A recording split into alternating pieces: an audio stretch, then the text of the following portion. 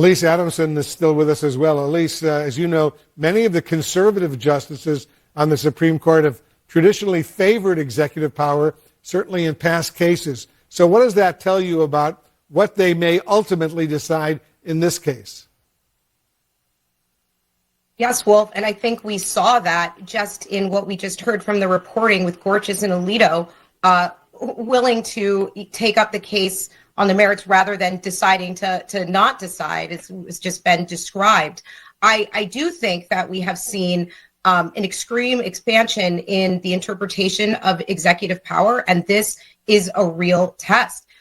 There's a federal law that created this Office of Special Counsel, and Congress tried to make very clear the reasons why an individual could be terminated. They tried to outline this. And so this is going to be a test of the separation of powers.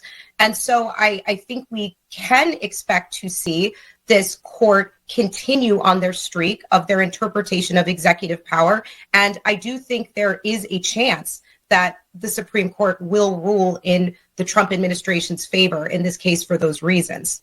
Want to really see something that said, take a look at what happened. Hey. Why this beat so crazy?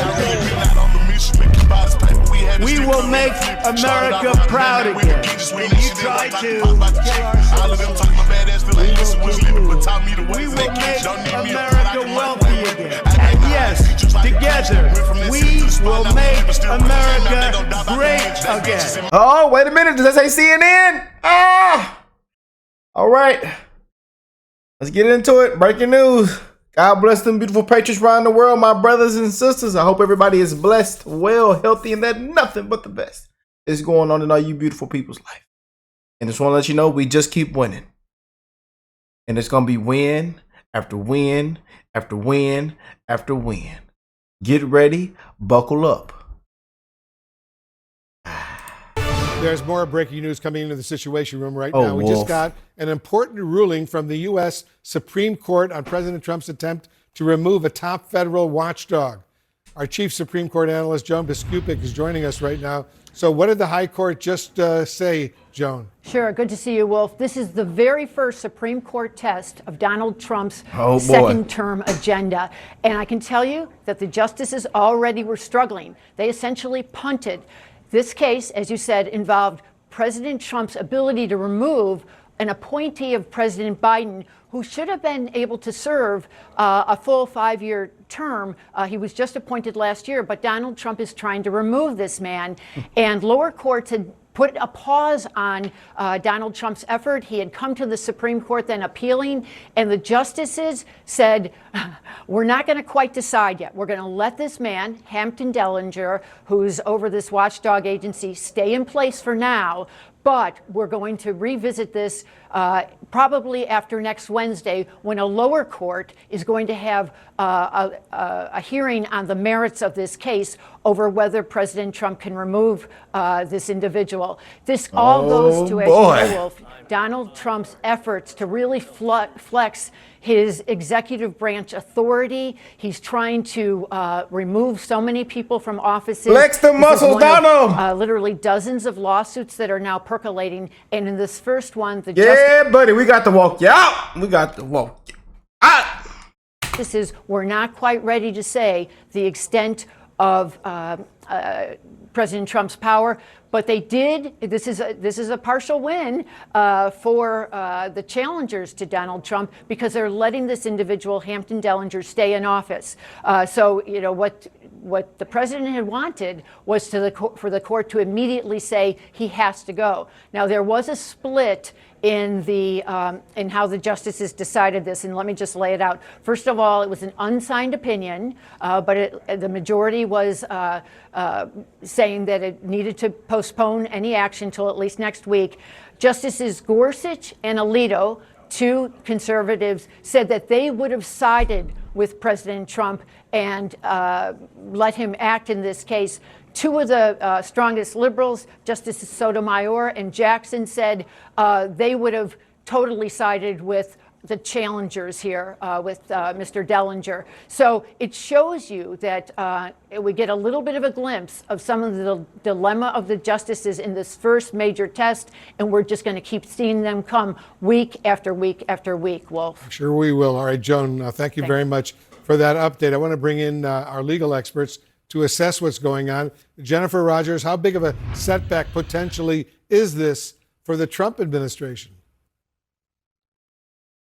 Well, we don't know yet, Wolf. They've really just put it on pause. This isn't the merits of the matter. This case came up on a temporary restraining order, and there's a question as to whether a temporary restraining order is even appealable in the first case. So that may be where the justices kind of got sideways. Some of them wanted to hear it on this basis, others maybe didn't. That may be why they've come out the way they did right now, but we won't know until they take the case on the merits what the court thinks of what the case is really about, which is what obstacles can Congress place in the way of the president in firing someone like the special counsel. There's been kind of a narrowing over the years of Congress's ability to stop the president from firing people inside of the executive branch. And so we won't know until we actually get a merits ruling what the court is going to do on that question. Steve Vladeck is also with us. He's an expert on the Supreme Court. You know the court well, Steve. Are you surprised, first of all, by this?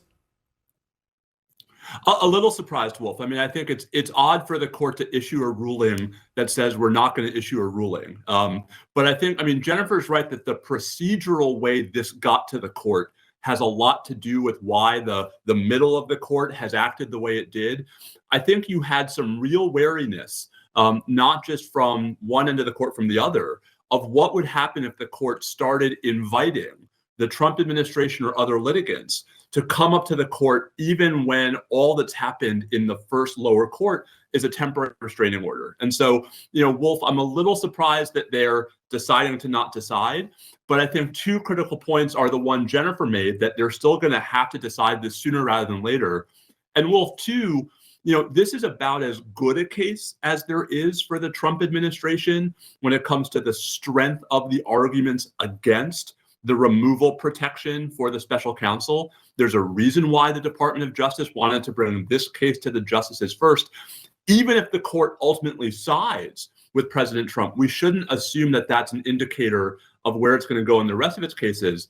In the flip side, Wolf, if Hampton Dellinger survives, if the court actually sides with Dellinger as early as next week, that's not just a big blow to Trump here. That is a sign that this court's going to be much more aggressive, pushing back against President Trump than I think a lot of people might expect.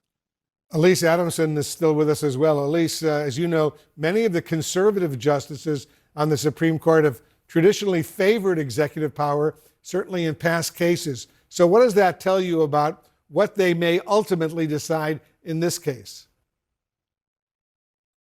Yes, Wolf, and I think we saw that just in what we just heard from the reporting with Gorsuch and Alito, willing to take up the case on the merits rather than deciding to not decide, as has just been described.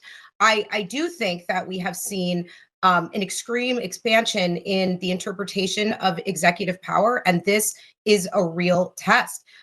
There's a federal law that created this Office of Special Counsel, and Congress tried to make very clear the reasons why an individual could be terminated. They tried to outline this. And so this is going to be a test of the separation of powers. And so I think we can expect to see this court continue on their streak of their interpretation of executive power. And I do think there is a chance that the Supreme Court will rule in the Trump administration's favor in this case for those reasons. Jennifer Rogers, our legal analyst, is still with us. Jennifer, this was, as we noted, the first U.S. Supreme Court test of the second Trump administration. So how should we read into this for future cases? What do you think? Well, it's really hard to say. I mean, as Steve was just saying, this is a unique case, and the circumstances of this case won't necessarily hold over to some others. That's probably why the Trump administration wanted to take it up first. So even if they win, I don't know that it tells us a lot. But I mean, a lot of cases are in the process of making their way up to the Supreme Court. So we may learn some things about the way the splits go with the justices on one side or the other. Maybe it'll give us a little bit of a clue, but of course, every case is different. So it will depend on the facts too. We're always looking for those clues. Everyone, thank you very, very much.